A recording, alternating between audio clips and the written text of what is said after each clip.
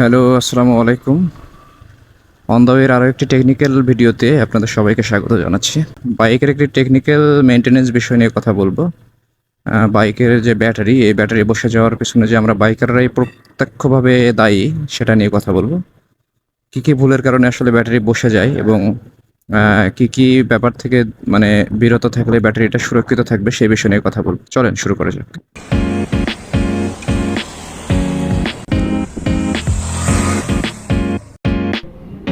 প্রথম যে ব্যাপার সেটা হচ্ছে যে বাইকের কিছু কিছু অ্যাক্সেসরিজ আমরা এক্সট্রাভাবে লাগিয়ে থাকি, যেগুলো আসলে মূলত ব্যাটারি ডাউন করার জন্য দায়ী।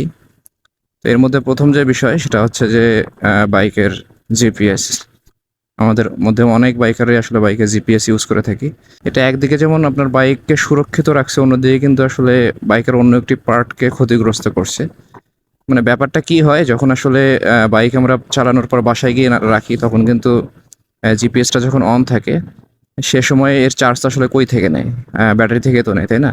তো ব্যাটারিটা কিন্তু আসলে ওই আপনি আলাদাভাবে যে জিপিএস লাগাবেন এর জন্য ডিজাইন করা হয়নি। বা আপনার ব্যাটারি 12 ভোল্ট বা 5 এম্পিয়ার, 7 এম্পিয়ার, 8 এম্পিয়ার যাই হোক না কেন, এটা আসলে বাইকে যতটুকু অ্যাক্সেসরিজ নতুন বাইকে দেয়া আছে, এটার জন্যই আসলে এই ব্যাটারিটা মানে সেই হিসাবে সাফিসিয়েন্ট, এজন্য এভাবে তৈরি করা হয়েছে।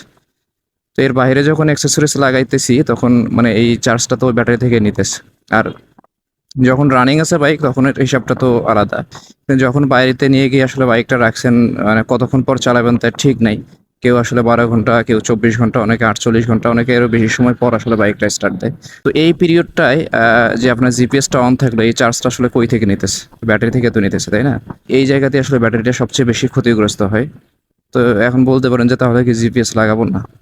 জিপিএস লাগাবেন, ঠিক আছে, কিন্তু আসলে আপনি যে জায়গাতে সুরক্ষিত, বিশেষ করে আপনি যখন বাড়িতে বা কোনো সুরক্ষিত জায়গায়, সেই জায়গাতেও তো আসলে জিপিএসটা অন রাখার দরকার নেই। আপনি তো এটা নিজেই বোঝা উচিত যে এখন যদি জিপিএসটা অন থাকে তাহলে আমার ব্যাটারি থেকে চার্জ নেবে, ব্যাটারিটাকে আস্তে আস্তে ড্যামেজ করবে। তো এই হলো জিপিএস এর ব্যাপার। আর দ্বিতীয় যে বিষয় সেটা হচ্ছে যে নতুন বাইক কেনার পর আমরা আসলে যদিও ব্যাপারটা প্রয়োজন, তারপরেও আসলে এটা ক্ষতির একটা অন্যদিকে ক্ষতির কারণ। আমরা আসলে অনেকেই ফগ লাইট ইউজ করে থাকি। হাইওয়েতে আমরা জানি যে আসলে বাইকের যে হেডলাইট, এটা সাফিসিয়েন্ট না হাইওয়ের জন্য। তো সেক্ষেত্রে ফগ লাইট যেমন একটি প্রয়োজনীয় অ্যাক্সেসরিজ, অন্যদিকে এই ফগ লাইট যে আপনার সঠিকভাবে ইউজ করছেন কিনা, সঠিকভাবে ইউজ করতে না পারলে কিন্তু আসলে এটা ব্যাটারির জন্য আসলে ক্ষতির কারণ হয়ে দাঁড়ায়। আমরা কিন্তু ব্যাটারি থেকে সরাসরি ডিসি লাইন মানে ফগ লাইট ইউজ করে থাকি। আপনার ফগ লাইট দেখা গেছে দুইটা ফগ লাইট 40-40-80 ওয়াট। তো এই 40-40-80 ওয়াট কিন্তু আপনার সরাসরি ব্যাটারির মানে যে ডিসি, এই ডিসি থেকে নিচ্ছে। এটাকে আসলে আমরা অল্টারনেটিভ থেকেও ইউজ করতে পারি। আপনি মেকানিক্সকে বললে তারা আসলে রিলে টিলে বা হাবিজাবি এসব দিয়ে মানে আপনাকে মডিফাই করে সেই হিসেবে কিন্তু ওই ব্যাটারি থেকে না দিয়ে তারা মানে বাইকের বডির যে লাইন, এই বডির এই লাইন থেকে তারা আসলে এসি থেকে কিন্তু সেই কানেকশনটা দিতে পারে। তো এইটা আপনার করে নিতে পারেন, সেক্ষেত্রে ব্যাটারির উপর ইফেক্ট পড়বে না।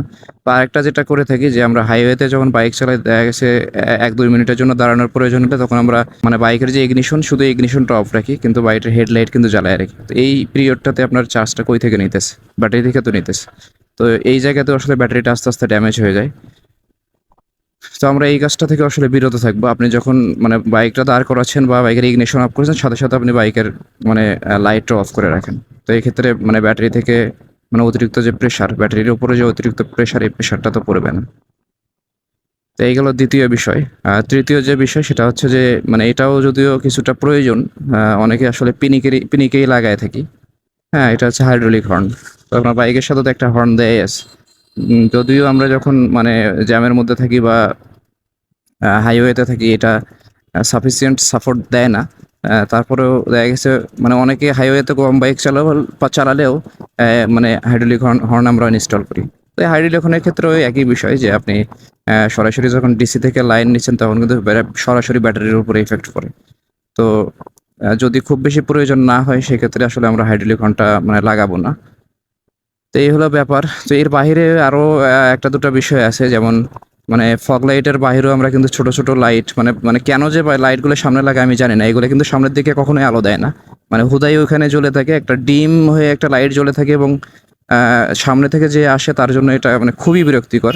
হ্যাঁ, এটা সামনে অনেকে লাগিয়ে থাকে, ইঞ্জিনের চিপায় লাগায় থাকে। অনেকে দেখা গেছে যে পিছনে যে আপনার মাফলার, এই মাফলারেও লাগিয়ে থাকে। ছোট একটা এরকম টেলের মতো একটা ঝুলিয়ে রাখে লাইট।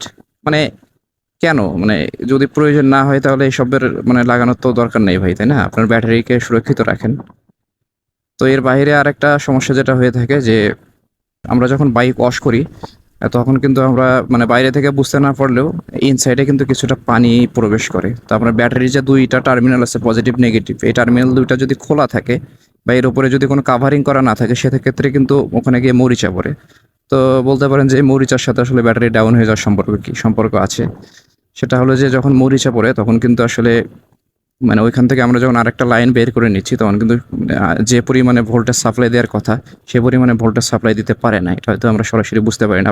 আপনি খেয়াল করবেন যখন সেলফ দেই তখন কিন্তু ক্যাটক্যাট করে ১-২ বার আসলে বন্ধ হয়ে যায়। এটা এই কারণে হয়ে থাকে যে ওই সময়টাতে সঠিক পরিমাণে যতটুকু আপনাকে ভোল্টেজ সাপ্লাই দেওয়ার কথা সে সাপ্লাই দিতে পারছে না। তো এই মরিচার পরিমাণ যখন আস্তে আস্তে বেড়ে যায় তখন আসলে ব্যাটারির চার্জ ইন হতেও সমস্যা হয়। আমি যখন এখান থেকে সাপ্লাই আউট নিব তখন সেক্ষেত্রেও কিন্তু সমস্যা হয়। তো এটাও আস্তে আস্তে ব্যাটারিকে ডাউন করতে পারে। ও আরেকটা গুরুত্বপূর্ণ বিষয় সেটা হচ্ছে যে এটা আসলে আরো শুরুতেই বলা দরকার ছিল। সেটা হচ্ছে যে বাইকের মানে যে সেলফ দেওয়ার জন্য তো আসলে সরাসরি ব্যাটারি থেকে পাওয়ার নেই, তাই না? তো আমরা যখন বাইকটা যখন অনেকক্ষণ না চালায়া বাড়িতে রাখি অথবা বিশেষ করে এই সমস্যাটা শীতের দিনে হয়ে থাকে। শীতের দিনে যখন আমরা বাইক সকালে যখন স্টার্ট দিতে যাই, আপনাদের যাদের কিক আছে তারা অবশ্যই কিক ইউজ করবেন। কারণ শীতের দিনে ব্যাটারিটা বেশি পরিমাণে ড্যামেজ হয়ে যাওয়ার একটা চান্স থাকে। তো দেখা গেছে একবারে যখন মানে আপনার একবার সেলফ দিলেন স্টার্ট হলো না, ২ বার সেলফ দিলেন স্টার্ট হলো না। এরপরে আসলে সেলফ দেওয়ার কোনো প্রয়োজন নাই। ঠিক আছে? যখন ২ বার আপনার সেলফ দিয়ে তখন কিন্তু আপনার যে মানে সেলফের যে মোটর এটা কিন্তু একটু আলাদাভাবে ডিজাইন করা থাকে এবং এটা দেখতে ছোট হলেও মোটামুটি ভালো পাওয়ার কিন্তু এটা কনজাম করে থাকে। তো সেই জায়গাতে আপনি কিন্তু মানে খুব মানে বারবার যদি আসলে সেলফ দেন সেক্ষেত্রে আপনার ব্যাটারিটা মানে খাড়ার উপরে কিন্তু আসলে ড্যামেজ হয়ে যাবে। তো এই কাজটা করবেন না। শীতের দিনে যাদের কিক আছে তারা অবশ্যই কিক ইউজ করবেন। এখন বলতে পারেন যে হায়ার সেগমেন্টের বাইকগুলোতে আসলে এখন যে বাইকগুলো আসছে অনেক বাইকগুলোতে দেখা গেছে কিক থাকে না। তো কিক না থাকা তো বলতে পারেন যে যাদের কিক নেই তাদের ক্ষেত্রে কি হবে? তো যাদের কিক নেই সেই বাইকগুলো কিন্তু আসলে সেইভাবেই ডিজাইন করা। সে ব্যাটারিগুলো একটু আপডেট সেগমেন্টের হয়ে থাকে। কারণ যেহেতু কিক নাই, বিশেষ করে যদি আমারটার কথা বলি যে আমাদের তো আমাদের কিক নাই। সেক্ষেত্রে শীত, বর্ষা, গরম যেটাই হোক না কেন সেলফ কিন্তু কখনো মিস হয় না। মানে একবার সেলফে মানে টোকা দেওয়ার সাথে কিন্তু আসলে স্টার্ট নিয়ে নেয়। বা কার্বোরেটরের সাথে আসলে এফআই ইঞ্জিনের ওইভাবে তুলনা করা উচিত হবে না। কার্বোরেটর ইঞ্জিন অনেক সময় দেখা গেছে শীতের সময় আপনি কিক দিচ্ছেন ক্যাট করে কিন্তু বন্ধ হয়েছে। তো আর এফআই এর ক্ষেত্রে কিন্তু সেটা হয় না। এফআই এর ক্ষেত্রে আপনি মানে সেজন যেরকমই থাক না কেন মানে শুধু একটা টাচেই কিন্তু আসলে স্টার্ট নিয়ে নেয়। তো এই হচ্ছে ব্যাটারির বিষয়ে টুকিটাকি। খুব বেশি কিছু বলার নাই। এটা নিজেই আসলে বোঝা যায় যে ব্যাটারির কি থেকে কি সমস্যা হতে পারে। নিজেদের সচেতনতার ব্যাপার আসলে। খুব বেশি প্রয়োজন না হলে আমরা এই কাজগুলো থেকে বিরত থাকবো। তো ব্যাটারি নিয়ে আসলে খুব বেশি কিছু বলার নেই। আশা করি এই বিষয়গুলো মেনে চললেই ব্যাটারিকে সুরক্ষিত রাখতে পারবেন।